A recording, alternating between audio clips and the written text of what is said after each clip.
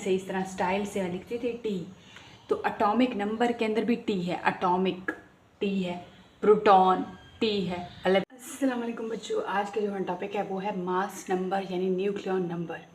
तो mass number क्या होता है, सबसे पहले आपको पता हो कि एटम का, ये एटम है, ये इसका है न्यूक्लियस, और न्यूक्लियस के अंदर प्रोटॉन भी हैं प्लस चार्ज वाले, और न्यूट्रॉन भी होते हैं जिसके ऊपर कोई चार्ज नहीं होता, और जो रिवॉल्व कर रहे होते हैं वो होते हैं इलेक्ट्रॉन। ये तो हमें पता है। अब ये जो प्रोटॉन और न्यूट्रॉन हैं ये मिल के बताते हैं मास नंबर एटम का, और इसको हम न्यूक्लियन नंबर भी कहते हैं। क्यों? क्योंकि ये न्यूक्लियस के अंदर है, न्यूक्लियस के अंदर है, इसलिए हम इसको न्यूक्लियन नंबर कहते हैं।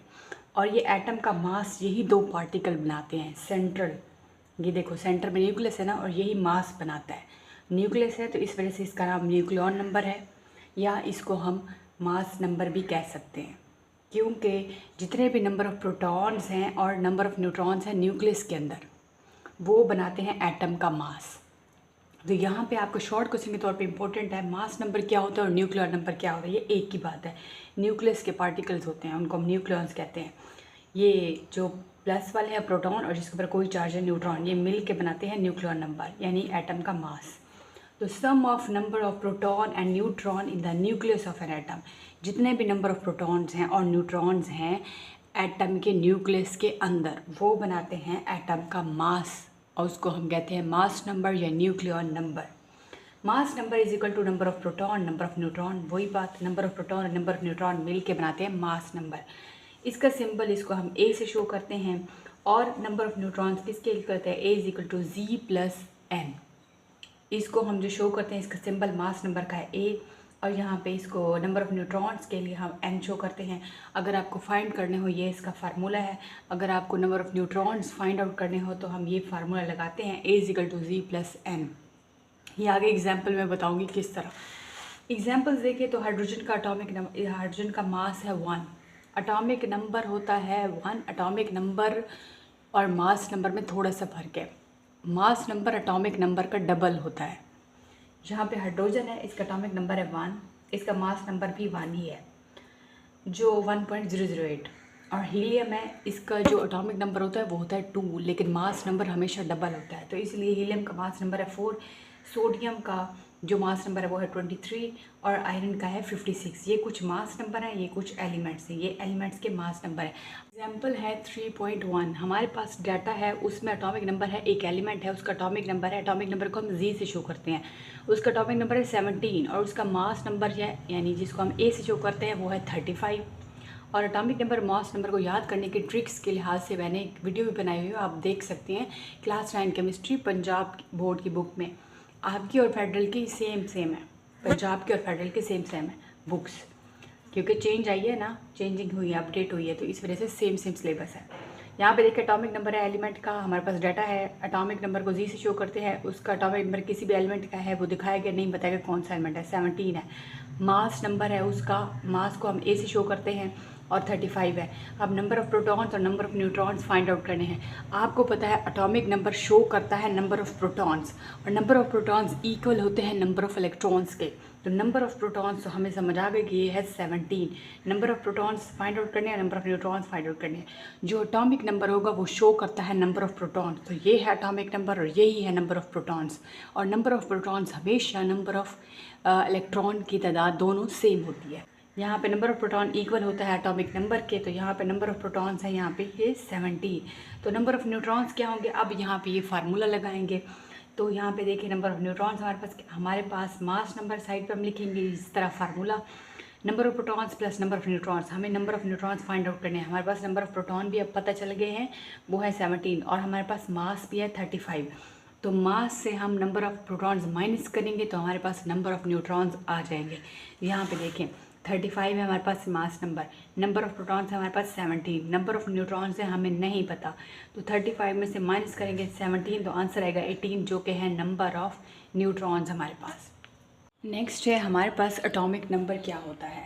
एटॉमिक नंबर जितने भी नंबर ऑफ़ प्रोटॉन्स हैं, अब सिर्फ नंबर ऑफ़ प्रोटॉन्स की बात होगी, प्रोटॉन्स जितने भी नंबर ऑफ़ प्रोटॉन्स हैं किसी भी एटम के अंदर, वो शो करते हैं किसी एटम का एटॉमिक नंबर। जिस तरह आपका आईडी कार्ड है तो वो आपकी आइडेंटिटी शो करता है, आपकी शनाख्त शो करता है, तो उस तरह एटम की जो पहचान है वो है उसका एटॉमिक नंबर, प्रोटॉन की तादाद।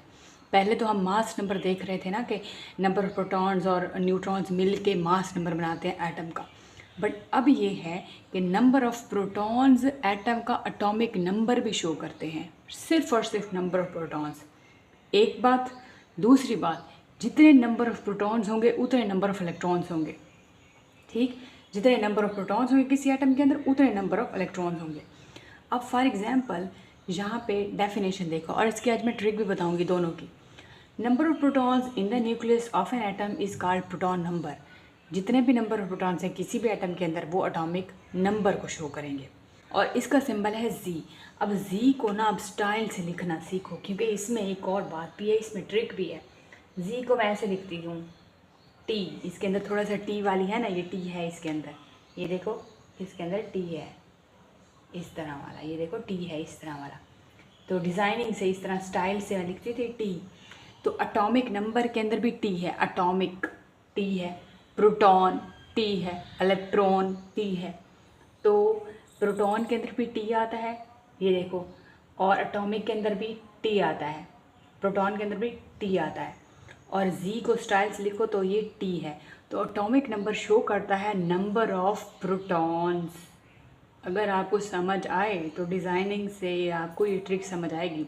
इसी के अंदर इसको टी वाले डिज़ाइन, इसके अंदर देखो टी वाला स्टाइल है, ये देखो इस तरह वाला अभी बताया भी है।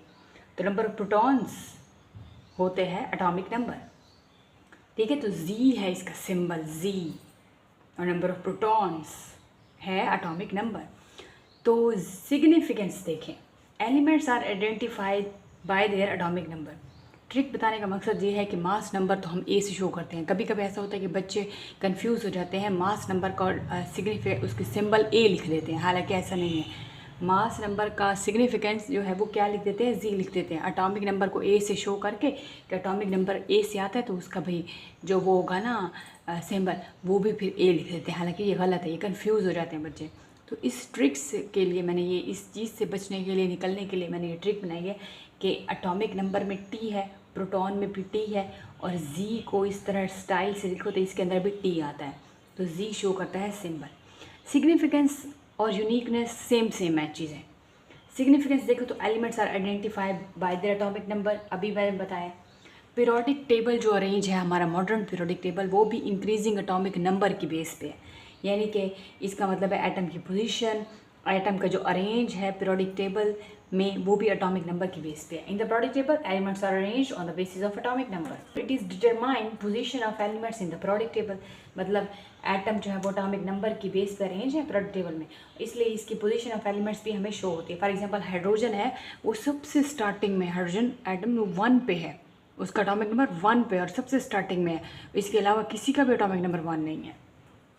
In neutral atom number of protons और नंबर ऑफ इलेक्ट्रॉन्स दोनों इक्वल हैं। अब यहाँ पे एक बात समझो, अभी हमने कहा कि नंबर ऑफ प्रोटॉन्स होते हैं वो एटॉमिक नंबर शो करता है, ठीक है, लेकिन एक और बात देखें, जितने नंबर ऑफ प्रोटॉन्स होंगे उतने नंबर ऑफ इलेक्ट्रॉन्स होंगे, ठीक है, ये चीज़ भी नहीं भूलनी। जितने नंबर ऑफ प्रोटॉन्स होंगे उतने बाहर नंबर ऑफ इलेक्ट्रॉन्स होंगे। किसी एटम का एटॉमिक नंबर 7 है तो उसका एटॉमिक नंबर 7 है तो उसके अंदर नंबर ऑफ प्रोटॉन्स भी 7 है, और बाहर जो नंबर ऑफ इलेक्ट्रॉन्स हैं वो भी 7 है। ओके, न्यूट्रल एटम में number of protons, number of electrons दोनों सेम होते हैं। आपको पता है एटम न्यूट्रल होता है, उसके अंदर प्रोटॉन और इलेक्ट्रॉन प्लस और माइनस की तरह सेम होते हैं, और जहाँ प्लस माइनस सेम होंगे तो वो एटम न्यूट्रल होगा।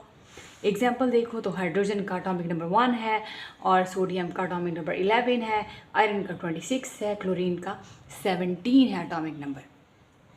अच्छा, यहाँ पे देखें तो यूनिकनेस और सिग्निफिकेंस दोनों सेम चीज़ है, थोड़ा सा बस लास्ट लाइन का फ़र्क है। तो नंबर ऑफ प्रोटॉन्स हमने स्टार्टिंग में वही लिखना है, in an atom is called proton number, atomic number. Each element has unique atomic number, मतलब हर एक एलिमेंट का अपना ही एटॉमिक नंबर अलग। हाइड्रोजन का 1 है तो कार्बन का 6 है, क्लोरीन का 17 है तो सोडियम का 11 है। हर इसका एलिमेंट का एटॉमिक नंबर अलग ही है, यूनिक है, ठीक है। तो each element has unique atomic number that distinguish it from other element, तो इसलिए उसको बाकियों से ज़रा मुनफरिद बनाता है, डिस्टिंग्विश करता है। Elements arrange on the basis of atomic number, so it is determined position of elements in periodic table. ये वही बात है जो इधर अगेन पढ़ी है, रिपीट हो रही है।